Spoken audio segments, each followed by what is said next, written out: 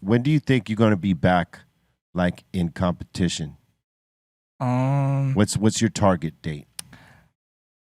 I'm not really a competitive skater. I guess my answer to that would be when I'll be back, just Skating period. like 100%, we'll say. Yeah. Able to like film in the streets and just operate at my highest level again. Yeah.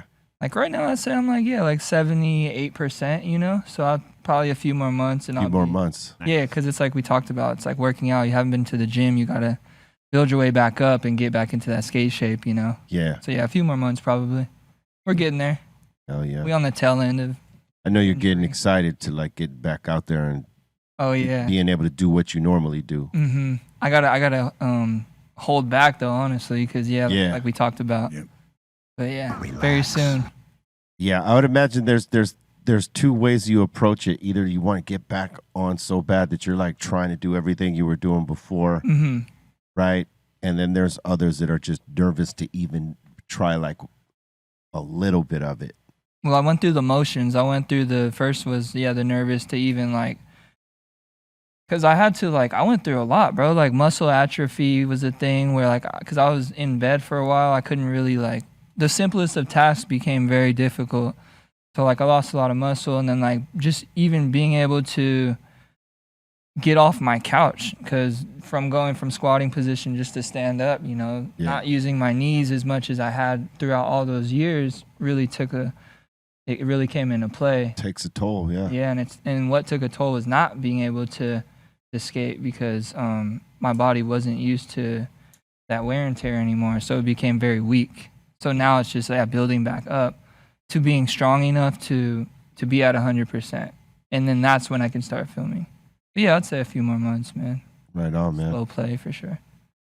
Yeah, I mean, just keep on doing the therapy you need to do, and like, you know, strengthening, because you probably do it rolling with a strengthening coach now, right? No, I mean, I'm my own coach, to be honest. Oh, your own coach. Yeah, right. I have like a little gym at my spot, like not even a full gym, but I have a few brands that have sent me some stuff. Like I have a workout bike, compression pants, you know, the ones that inflate, deflate, promotes healthy blood flow and oxygen flow, stuff like that. So I've been kind of coaching myself back into that's dope to health. Yeah. You know, it like the way that you're taking care of yourself now, was this like a process you did before, or like you didn't realize it and like are gonna now continue it as a part of your process? Well, I'm very fortunate because although I don't have a coach, I would go see a trainer about 3 times a week for a very long period of time, you know, for a few years. And then, you know, I got to the point where I've learned so much, and I'm able to now take that and apply that to what I have going on, I don't necessarily need like to be walked through how to ice my ankle and things like that. You know, like if anything, now I'm in a place where I'm no doctor, but I'm able to educate people a little bit too. Like, hey, maybe try this out. Like try the rice, you know, thing out where it's rest, ice, compression, elevation. Like some shit people don't know like that. You know, like so.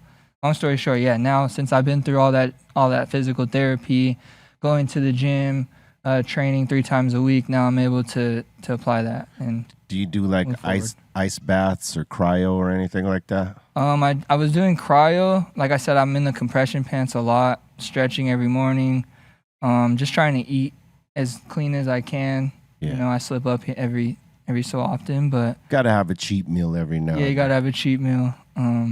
But yeah, just being very mindful.